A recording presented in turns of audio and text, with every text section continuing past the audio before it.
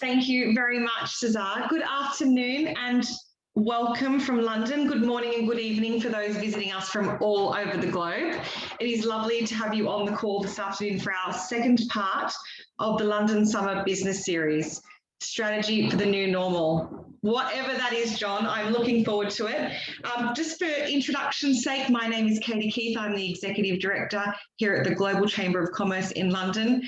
And I'm really quite happy to be here today because I'm always curious about what the future of work holds, just in general, but even more so post-pandemic. And so that's why I've been really excited and delighted to actually thank you, John Courtney, who is the CEO and founder for Boardroom Advisors, for supporting the Global Chamber in our first summer business series to share your valuable insights on what the strategy for the new normal might look like for us business owners out there in a post-pandemic world.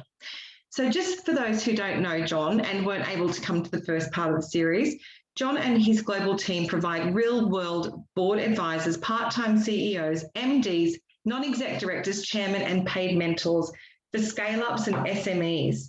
The team offers services from a 1 day per quarter with no recruitment fees and no long-term commitments in an interchangeable personnel as your needs change, which I think is very important, actually. John brings with him today a world of experience, and I'm looking very much forward to hearing more from you. Now, John, over to you to share a bit more. Great. Thanks very much, Katie. I take it you can hear me okay. And hello, welcome. It's good afternoon from England. Welcome to my conservatory in cloudy Bristol, England. So wherever you are today, welcome. Let me share my screen and with no further ado, put up some slides. Katie, just confirm that you can see those okay. Thank you very much. We have practiced this before, but you never know, do you? So what we're going to cover today is business strategy, how to analyze options in the new normal, whatever that means, thank you, and to create an actionable plan. There's no point just thinking about, you know, what ifs and vague directions. Actually, we need a plan in order to take things forward. So let me try and move my slides on without any success at all. That's brilliant. Let me do it the manual way then. Okay, so some housekeeping bits. So we do have some free downloads available both during and at the end of the webinar. So do wait for those and perhaps jot the details down or whatever you need to. And I think, Katie, the slides are going out to everybody at the end. They sure are. Thank you so much. So you'll be able to track it through there as well. Do please put your contact details in the chat, so Katie and I and other people on the webinar can get in touch with you. This is partly about networking, of course. That's what Global Chamber is. And if you have any questions, we'll do them at the end rather than ruin the flow. But please put your questions in the chat when you think of them. And then at the end we'll tackle them, and then it's not tumbleweed when I suddenly say, anybody got any questions, and nobody has any at that stage. So as you go, please, that would be great. Just stick them in there and then Katie will field them and we'll go from there. Right, so that's the housekeeping. Just a tiny bit about Boardroom Advisors. It's the only bit of advertising, I suppose. Boardroom Advisors, what do we do? As Katie said, part-time directors, all types, finance, sales, marketing. You see the list there, even managing directors, also chairs, non-execs, advisors, and mentors. So we have 100, actually over 100 very senior advisors. They have all scaled businesses, and we help clients scale theirs. And our clients are funded startups, scale-ups, the people who invest in them, that is the VCs and private equity, and of course a big rump of growing SMEs. And our people are available immediately, not on the notice period, completely flexible, with no long-term contract and no recruitment fee because they're all on our teams. It's all on a day rate. We're based in the UK, but we're expanding worldwide. So we have representation in Ireland, Portugal, Spain, India, and we're looking to expand further overseas. So one of the reasons that we partner with Global Chamber is it's great for global networking. So okay, that's all about us. End of advert. Let's move on. So let's have a look at strategic direction. So I had the great honor, I suppose. I trained as a strategy consultant many years ago now, 20-something, 25 years ago probably, and it was illuminating. You know, this is my 7th business, and I think that was after business number 4 or 5. I can't remember now. And my gosh, you know, I wish I'd known some of the strategy stuff then when I was growing those early businesses. And it's not rocket science. I think people, in my humble opinion, I think people overcomplicate strategy. I remember before I went to learn about strategy myself, I went to the library, and I looked at all these books on strategy, and they were all this thick, and they were so complicated. I opened them up, and it's like, oh, there's this theory and that theory, and oh, this matrix and that matrix, and my gosh, did it make it sound really complicated. Mainly, I think, because they were written by academics. Nothing wrong with academics, don't get me wrong, but I like to keep strategy simple. And strategy for me is mainly about where are you now, where do you want to get to, and then how is the best way to get from A to B. Nice and simple. The slide I put up here is really just, these are some of the things that that we go through with clients when we're talking about strategy, and we might have, you know, it might be a bull table, or, you know, I'm at a flip chart with the board members, whatever it is. So we kind of ask some simple questions. Do you discuss strategy or strategic direction? Bit of a mouthful. Who talks about it? How do you analyze it?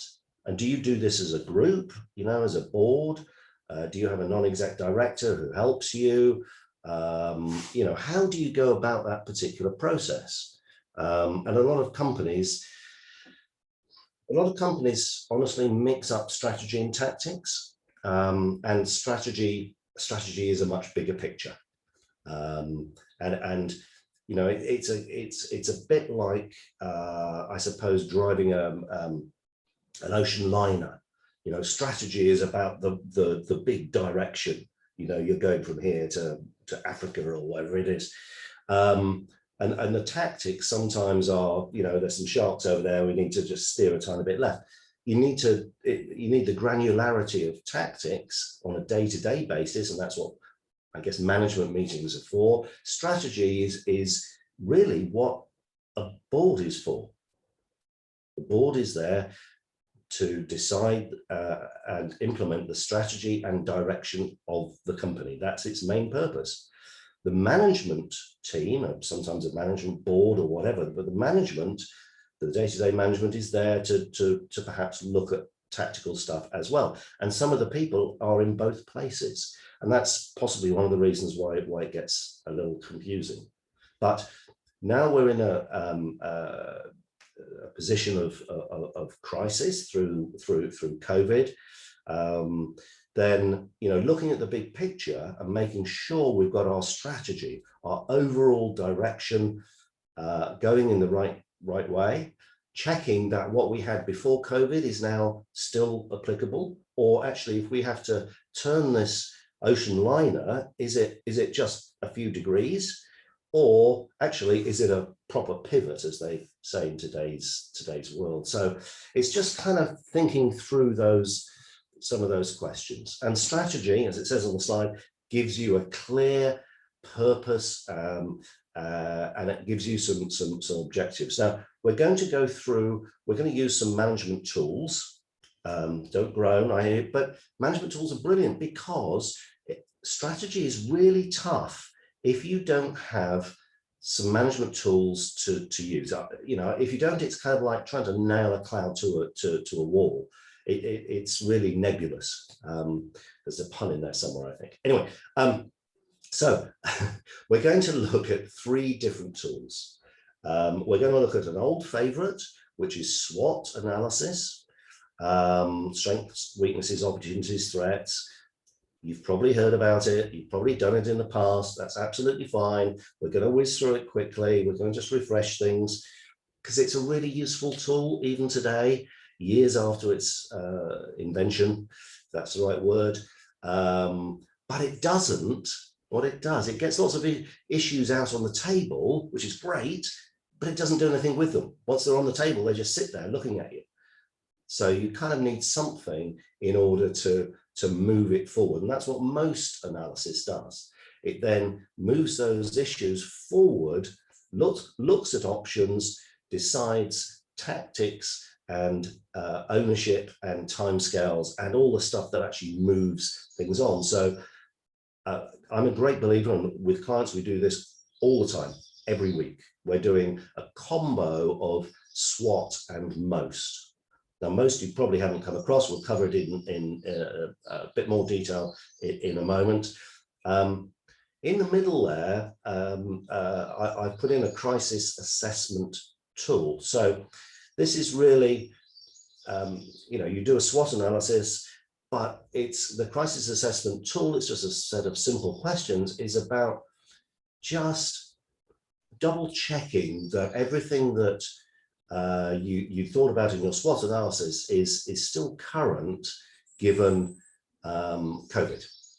And you can use this crisis assessment for other crises. If we were using it back, in the financial crisis 2008, I'm sure regretfully there'll be another one. So it's just useful to check things. So we'll cover those 3 tools today, and as I say, we have free downloads on all of those to help you in your business on a day-to-day basis. If you need further assistance, strategic direction is the thing we do most of. So, right, no further ado, let's have a quick whiz through SWOT. So what is SWOT? You can see from the blue rectangles here, it's strengths and weaknesses, which are internal things, and opportunities and threats, which are external. And these things are either helpful to achieving the objectives or harmful to achieving objectives. And so what's really good with SWOT analysis is to brainstorm this in a group. You can do it individually. You can sit down with a piece of paper. You can do these things for a personal basis as well, not just your company. But if you're a very small business and, one-man band, that's great. You can just get out your piece of paper and do it. If you're a company, or, particularly of some size, then best done as a group, best having somebody to facilitate that, a non-exec director or board advisor or whatever you have, because they can just help you brainstorm, they can help you sense check, and just draw things out. And sometimes when you get a list, we generally do this one by one, and we'd have a flip chart and strengths, and I'd be jotting them down as people shout out around the table. You use brainstorming tactics. So that means you just shout out what comes top of the head. You don't criticize, you don't analyze. Nobody says, oh, that's a rubbish idea. You just get it out there, okay? Proper brainstorming stuff. Everything goes down until people run dry. And this isn't for the facilitator or the NED or the advisor to be saying what should be on the strengths, weaknesses, opportunities, and threats. That's for the company to decide, because they're the ones doing it. But when you've got a list down there of the strengths, then some of them will be big ones, I would say strong ones, but they're strengths, and others will be a bit thin. But maybe if you combine 2 together, they become a bit of a bigger one. So you want to, and at that point, when you've gone through the list and people have dried up, then you can analyze and criticize and kick things out and combine things and so on. But you've then got a list of strengths, and you do exactly the same with the weaknesses. Often with companies, the strengths are are more difficult, and it's sometimes easier. You know, I often say to clients, what is it you go home and kick the cat about? What is it you want to write a letter to the boss about? Get everything down there. What are the weaknesses? But remember, these strengths and weaknesses are internal things. It's about your company. It's about inside your business. It's very easy to get mixed up between internal and external, and that's part of the facilitator's job to keep that on track.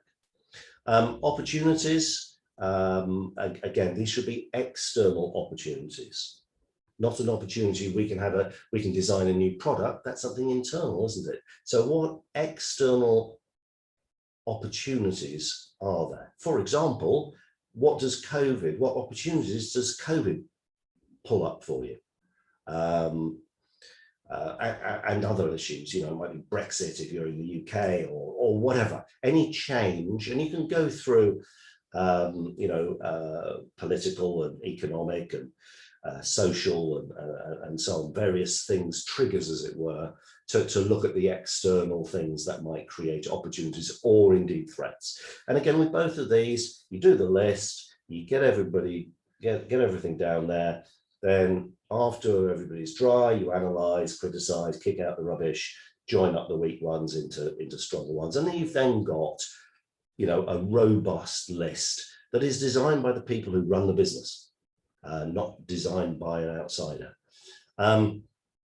So that's SWOT, and then you have a pretty good picture, and it won't have told you anything you don't know, maybe the odd thing, but it's kind of highlighted some issues maybe. But you want to do something with that in order to create action and to create change. But before we do that, we want to,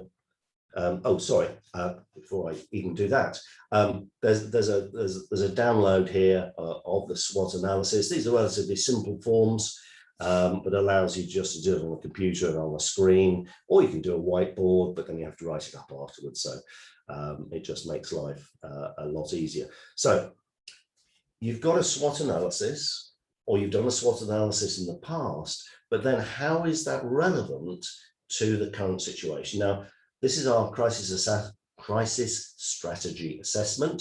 I should think of easier words to say. So this is just a set of logical questions. It's a bit like an onion, I suppose, that you're peeling off layers and trying to get further down. So first of all, defining the crisis. Well, at the moment, that's relatively simple.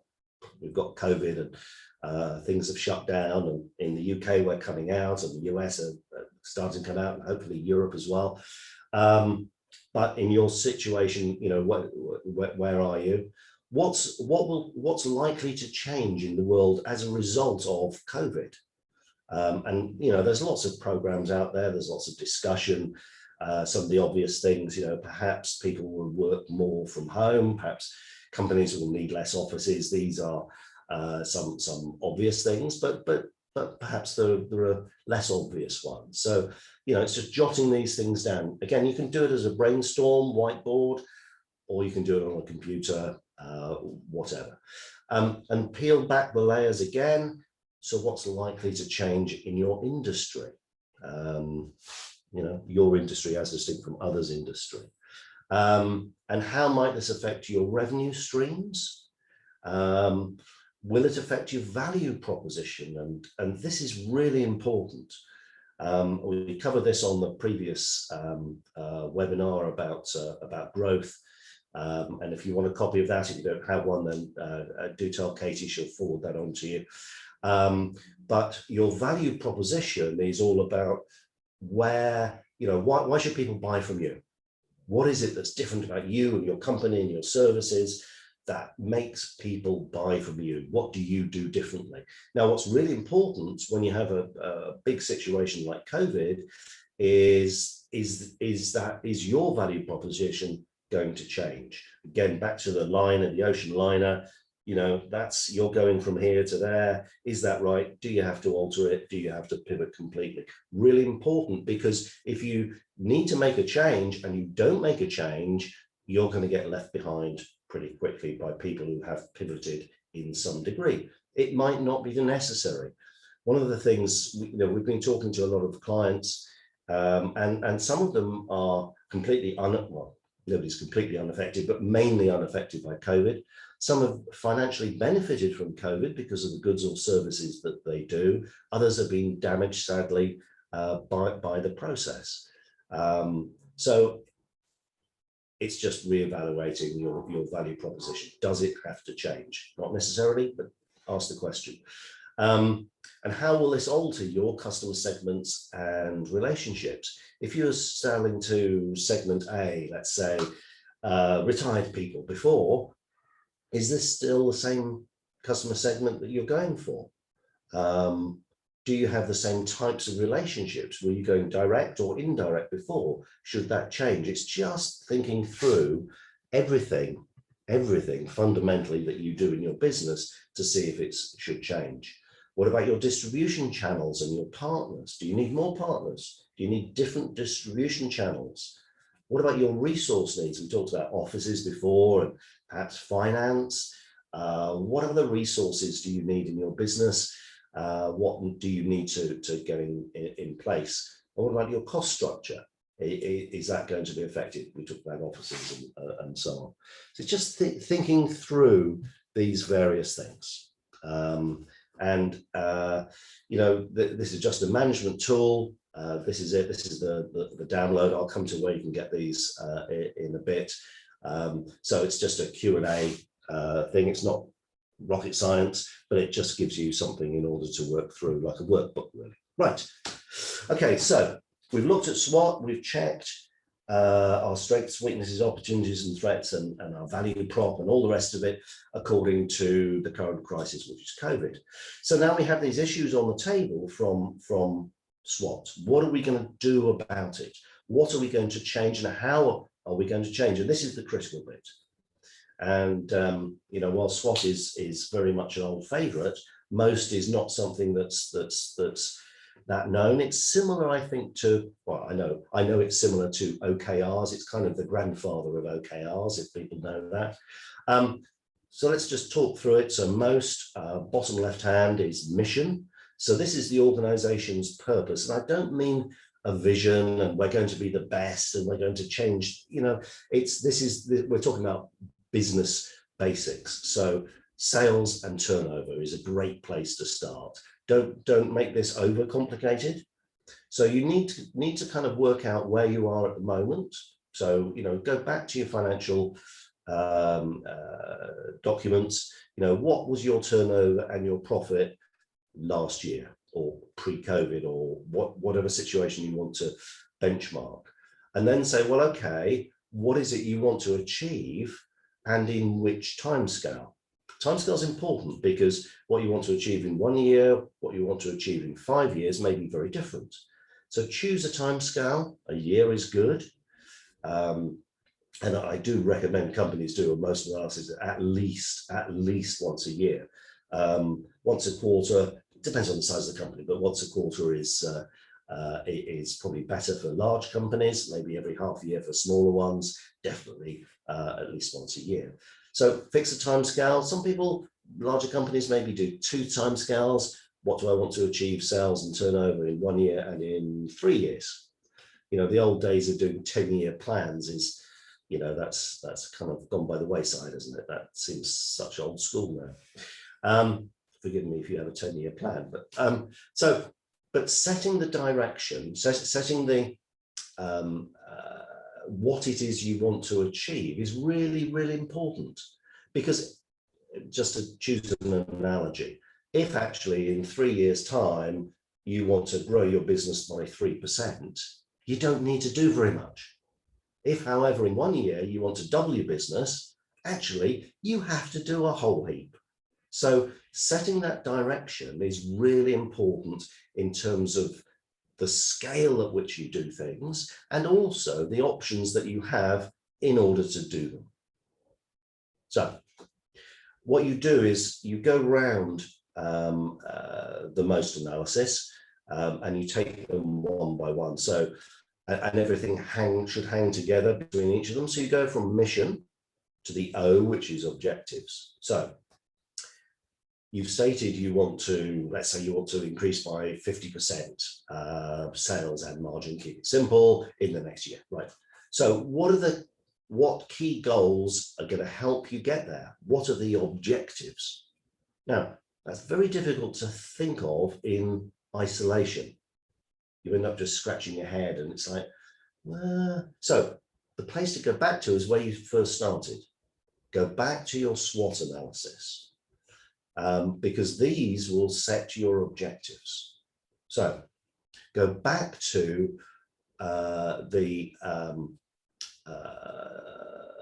each one of them, the strengths, weaknesses, opportunities, and threats, and mark up the big ones. For example, strengths. What's the, you don't want too many here, but so if you take strengths, what's the biggest strength that you have that you mustn't lose? Because if you lose that, you lose your USP, as we used to call it in the old days, or the core to your value proposition in today's language. What is it that's right at the heart of your business that you must not lose? Mark it up. Have a look at the weaknesses. Now, with weaknesses, you might want to choose 2 or even 3, because unless you change some of those weaknesses, you're unlikely to grow the business. So have a look perhaps at 2. Let's keep life simple. What are the 2 biggest weaknesses in your business that will stop you achieving your mission? Remember, you're trying to move your mission on here. So have a look. And it may be, for example, this is just an example, it may be that you have a perceived weakness in your financial strength. Now, that's an example. And you've decided this is quite a big thing, because perhaps some big clients aren't using you as a supplier because they don't feel you're financially sound. Just an example. And if you've marked that up as a big weakness, then that's absolutely fine, because we'll cover how to deal with that in the next bit, which is the strategies. So stick with the objectives just for a moment. Try and keep it simple. 1, the biggest strength, couple of weaknesses, couple of opportunities, because they can drive things forward, and 1 real big nasty that can actually threaten your business. So then you've got 6 things. You don't have too many objectives, or you're trying to bite off more than you can chew. You could always go back and create more at a later time. Let's start with the 6. So for each one of those objectives, you have to move on to the strategy and do something with it. So what are strategies? Strategies are options in order to achieve those objectives. So let's take the example that we had. So your perceived weaknesses of financial strength. So what are your options? Strategies are options. If you ever want to think about the difference between a strategy and a tactic, then strategies are options. Tactics are how you do things. So take that example. What are the options? And you brainstorm again. Come on. What are we going to do? What are the options here? Well, perceived financial weakness. So what you want to do is actually, I've missed a bit, because what you want to do in your objective is once you've worked out this particular weakness, you want to convert that into an objective just by turning it backwards on itself and giving it a reason. So with that one, your objective would be to improve our perceived financial strength. You just turned it backwards, haven't you? But there has to be a why. Why are you doing it? So that we can acquire more big customers. That's your objective in that particular example. Then you come to the strategies. So what are your options? Whiteboard. Come on, what can we do? What can we do to change our perceived financial weakness into what can change that into a strength? Okay, so you can get a part-time finance director. Obviously, that would be top of my list. So that's one option. You might want to go get some funding. There's 2 options. There may be half a dozen around the table, and you go through and analyze and work out, which one or possibly 2 that you might want to implement. because those are options to achieve the objective. So in that example, just remember the weakness was perceived financial strength. We've converted that into an objective by turning it on itself. The objective becomes to improve the perception of financial strength. I've worded that slightly differently, but you get the gist. And why are you doing it? In order that we can get bigger clients. And then perhaps you've got two options you're going to cover. You're going to get a part-time financial director, and you're going to look at getting some funding. So those are the options that you're going to. Now, the acid test is, with these strategies, if those are achieved, if you get that part-time finance director and if you get some funding, are you likely to have achieved your objective? So that's the acid test as to whether you've got something of sense up there on the whiteboard. Let's assume we have. So we've got the strategies, and then for each of those strategies, in order to take them from theory into practice, we're still in theory. Oh, we need to do this. Yeah, great. We need to decide who's going to do what and by when. So this is tactics are how the strategies will be put into action. So what are we going to do? How are we going to do it? So let's take a part-time finance director. So who's going to do it? Okay, let's say the chairman sticks up his hand. Yeah, okay, I know a bit about this area. I'm going to talk to some suppliers, hopefully including board of advisors. So he's stuck his hand up. And then what time scale? Well, I'll start next month. I want to conclude it the month afterwards. Fine. You've got an owner and you've got a time scale.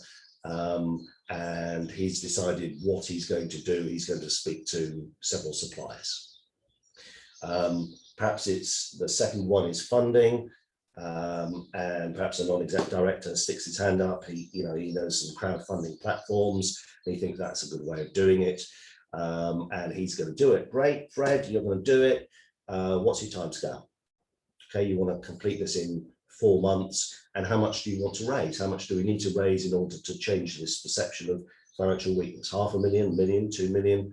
So you're just nailing that down. What's going to be done? Who's going to do it? What's the time scale? Now, what happens is, once you've done that, there are things on people's to-do lists, their task lists or tactics. It's all T's, isn't it? So those things go on the non-exec director's list and the chairman's list, and they're likely to get done, and they've got timescales on them. And this is all going to be minuted. We've got a whole way of tracking this, which I'll show you in a second, so that when you come back to review the most analysis, somebody's going to say to the chairman, how are you getting on funding the part-time finance director? To the non-exec, how are you getting on getting that minimum funding? You said it'd be done by now, so people are accountable because it's on their task list and it's also on the review list. So that's all sounds good, but of course things aren't always as you. Oh, thank you. I wasn't asking for applause, Katie, but it's very kind of you. But obviously things don't go according to plan. Nothing ever goes according to plan, does it? So the ship goes off course. The rudder leaks, whatever. I don't know. What do you do? Well, the great thing about most analysis, there are two great things. One is that there are things on people's task lists and timescales, and things get done, which is brilliant. But the other great thing is, when things go wrong, you've got somewhere to go back to. So let's say the tactics aren't working. Well, you're doing a review. Well, so come on, how's it going with the finance director? Well, we've tried a couple. They were rubbish. I think, that's really not happening. Okay. So what about the funding? Well, investors aren't interested. That's going nowhere. Oops. Right. So now, instead of just throwing the baby out with the bathwater, you've got somewhere to go back to, because you can go back a level. You can go back to the strategy level. So, okay, remember we had the whiteboard, we've got the picture here, or we've got them on the slides that you'll see in a minute. These were the options we looked at. Now the first two we've looked at and we've tried these and it's not working. So what about the other things that we had on that list? Should we look at some of those other things? Should we brainstorm again? Should we go back and try other suppliers, other people, other ways of doing those first two things we looked at? It gives you somewhere to go back to reassess the direction in which you were going. Because things go wrong, you need to go back. And it stops that, if you don't have a structure like this, what happens is, you jump from A to C straight away. It's like, perceived financial weakness. Right, well, let's go get some funding. Okay, we've tried to get some funding. That hasn't worked. Oh, yeah. Okay, back to the drawing board, chaps. What do we do now? You've gone straight to a dead end. You've gone straight to a result. It hasn't worked, and then it's a dead end. This gives you somewhere to go back to check your thought process and the logic and have things changed, and can you try other options? And that's if the tactics don't work. Sometimes you look at the strategies and say, well, actually, guys, this is falling apart. This isn't working because our strategic thinking was faulty. We didn't have enough information. Markets moved, whatever. Well, that's fine. Just go back to your objectives. Always go back a level if it doesn't quite work. So were the objectives right? Yes, they were. Great. Well, let's have a look at some alternative strategies. Now actually things have changed, so the objective isn't quite right. It gives you somewhere to go back to, even back to the mission. We said we'd do 50% growth in 12 months. Is that really going to happen? Well, perhaps we need to reassess that too. So that's kind of most analysis. And listen, I spent probably most of the year learning how to do most analysis. So hopefully this isn't too confusing. If you need help, obviously shout. We've got some worksheets. That's just another visual way of looking at it in an up and down timeline, but it's the same thing really. So we have some worksheets, and actually these are really useful. That again, they are really simple, but because you might have half a dozen different objectives and strategies for each of those and tactics for each of those strategies, if you don't have worksheets, this gets really complicated. So these I strongly recommend, if you like most analysis and you want to work through this. And in terms of where you find all of these tools, they're on our website under the resources section, business strategy toolkit. So it's just there. And how you find the resources, you just go onto our homepage, boardroomadvisors.co or .co.uk, it's both, and you just click on the resources button. When you go to the page itself, hopefully this will scroll in a second. Katie, tell me that's scrolling nicely. I've actually shared it all for you as well, John, on the chat. So okay. Everybody has access to this part of your website.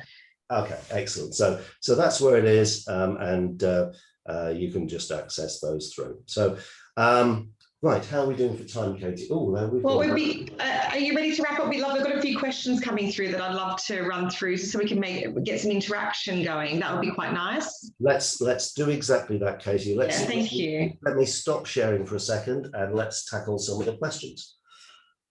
Well, thank you very much, John. That was really insightful and informative presentation. I felt like there was a bit of game of tennis going on there between tactics and strategies. And I thought, wow, it really is about going back, reviewing, implementing, going back, reviewing, implementing until you refine and get it right. So it's quite an interesting process.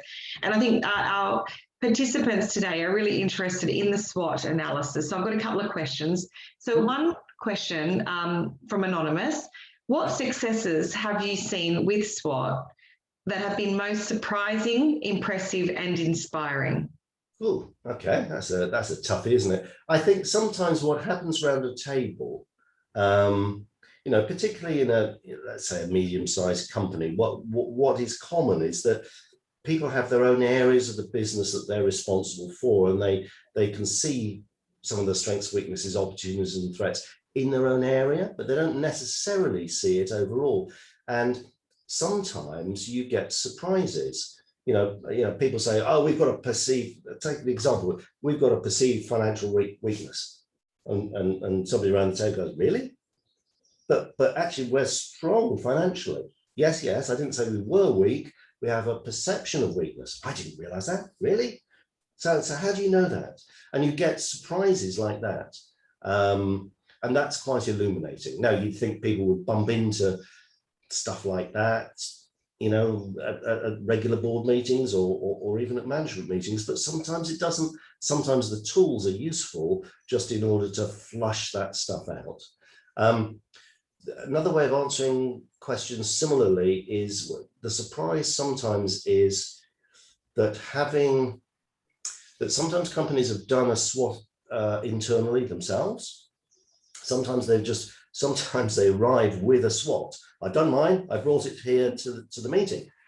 And that's great, but actually you stick it up on the board and you have a facilitator, it's a slightly different game because a facilitator can tease things out. Fred, you said this, it was a perceived weakness, but Jim, you don't know about this weakness. So guys, what's going on here? You know, you do that sort of thing as a third party, as a facilitator, which you can't do on a flat sheet of paper. I don't know, has that answered the question, Katie? No, I really liked that. There's the perception that's forming, and for people to actually sit down and do this exercise, it brings things to the surface that maybe are being overlooked because there's so much focus on other things in the business. And I think we've had so many bullets being thrown at us in this environment. It's fast change, a lot of transitioning for a lot of businesses. So sitting down and actually going through this exercise would be quite powerful, I think. And John, one of the other questions was, how long should it take for you to facilitate this exercise? Typically, if you're sitting around the table with maybe, say, 4 or 5 people in the senior role or a business owner, how long would you say spending on this is appropriate? Yeah, the easy answer is as long as it takes. The proper answer is, in an average size business, certainly half a day. Ideally, you want to leave as long as a day, and you want to get off site if you can, because you don't want the interruptions, phone calls, all the rest of it. So, you know, the away day thing is quite useful for that reason. For smaller companies, it can obviously be a shorter period of time because you've got less to go through and less people discussing it. You know, if you've got 3 people talking, or you've got 8 people talking, then, you know, it stretches the time out. It also depends how frequently you're reviewing it. If you're doing it for the first time for a long time, you're going to need more time than if you're doing this on a quarterly basis. I think the other thing to say, it's not quite in the question, but it's useful, I think, is that the very first bit, the mission of most, actually probably takes the longest. Because if you've got half a dozen people around the table, they're probably all different ages, they've all got different timelines and personal objectives. You know, Fred wants to sell out in 3 years to cash it in, and Jim's there for the longer haul, and, you know, they've all got different agendas. So it's surprisingly difficult how getting agreement around the table of actually where you want your ship to sail to. But it's vital that you don't move on, that you get agreement before you try and tackle the stuff. Otherwise, you know, let's kill the analogy. The ship's lurching to one side. You can't really travel forward.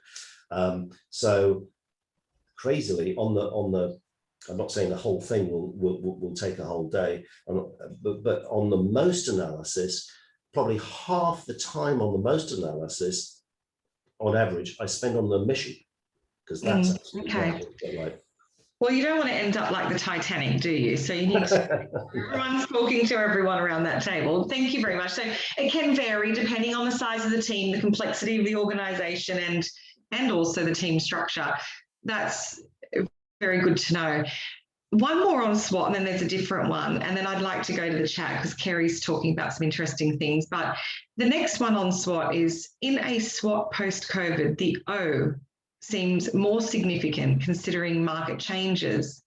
How to evaluate those different opportunities in a fresh way, somewhat unburdened by past paradigms? Question mark. Okay. Listen, my suggestion, don't overcomplicate it. the situation with COVID is big. It means possibly bigger changes than might otherwise, but there's always something, Brexit's a medium-sized change for us in the UK. COVID's a big change. The financial crisis was a big change, but then, climate, there's lots of things that happen. So don't overcomplicate it. Is what's the situation?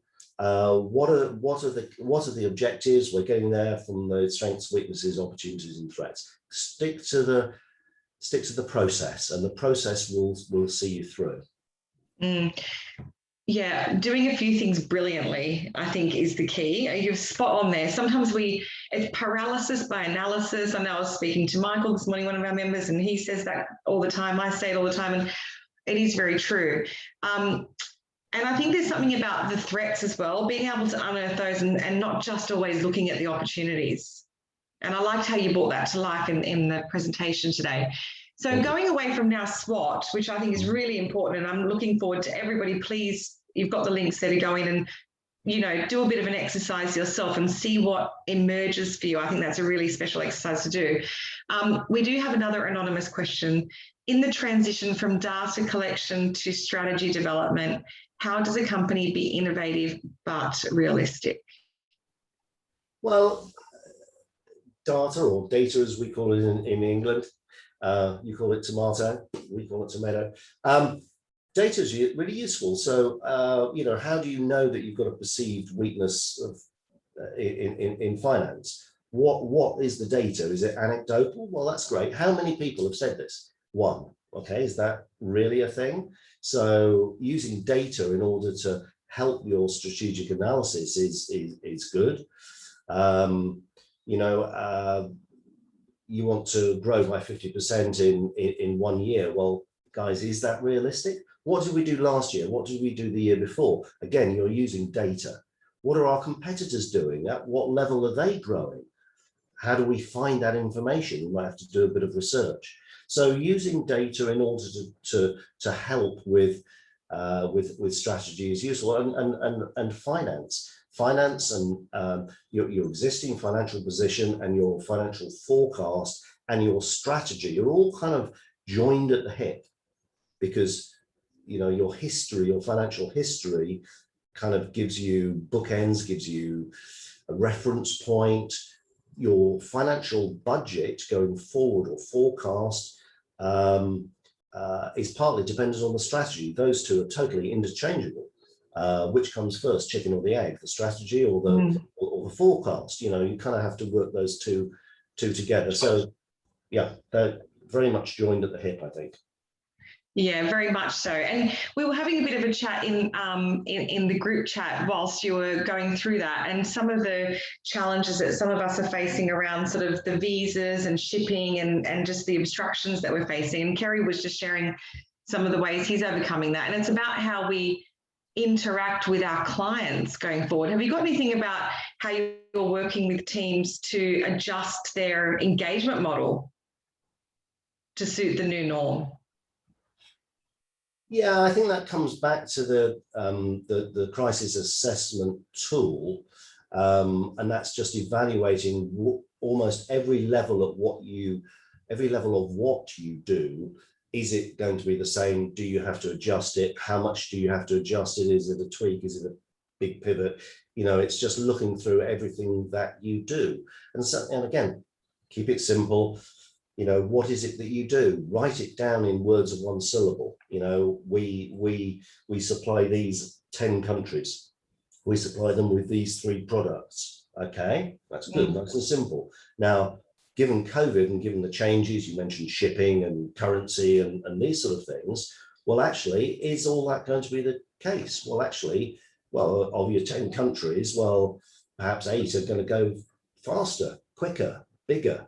Perhaps 2 are going to completely stop, and actually you need to replace those with others. So I think at every point, the point I'm trying to get across is points. Keep strategy really simple. If you're not sure, write it down in really simple terms, and then analyze it, poke it, but don't perhaps overanalyze it. I always used to say with maths problems, or math as they call it in the States, If a situation is presented to you, a mathematical problem, and it's really complicated, well, just write it down with really simple numbers, and then the answer becomes obvious. And it's kind of I think it's similar with strategy. Write down in very simple terms what it is that you do, who you do it for, and then check that it's still going to be valid in the current situation.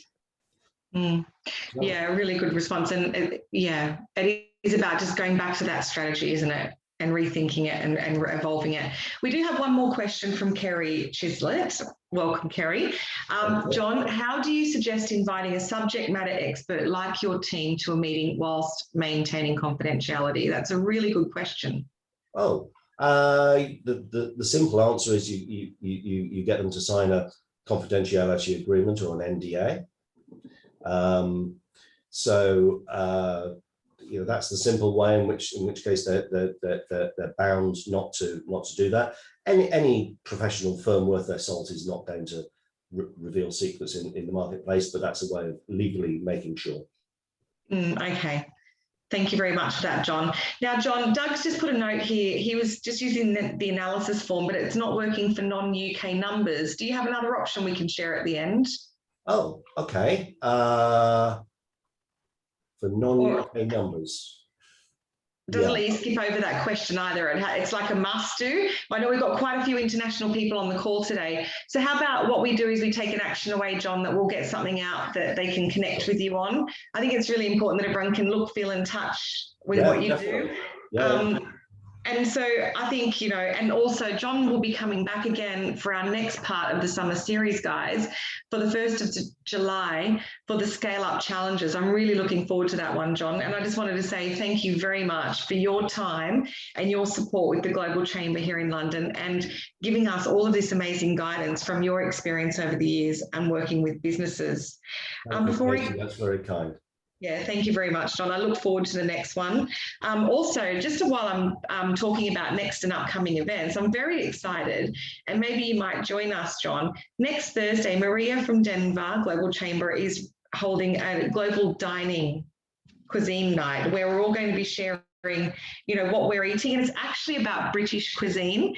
So I'm going to be there. It's a really lovely way to connect and do some networking. It's really enjoyable. And I'm going to be on there. I'd love for the guys on today to come along and have dinner with us next Thursday at 6 o'clock. You can see these details on the events page. Also, 29th of June, we have Michael Quigley. He's going to be talking about communication. And I think just following on from what you were doing today, John, I think it's going to be even more important for us these days to communicate well within our businesses. So I'm looking forward to the upcoming events, especially the extension of the Summer Business Series. And for those of you who are new to Global Chamber and visiting us, I'd just like to say thank you very much. And if you are wanting to know more about Global Chamber, we're the first and only Chamber of Commerce located in hundreds of metros right around the globe. We are literally everywhere. And if you are a leader who seeks additional growth for your company beyond just one metro area, join us to connect and grow and leverage off the global tribe. There are endless opportunities. We get you and we are here to help. So don't be shy. Reach out to me. My name is Katie Keith, Exec Director for London. We've got many people around the world who will be happy to take your call. Reach out to John as well. Thank you for your time and your support. And I wish you all a lovely evening. Thanks very much, everybody. Thanks, John. Good night, everybody.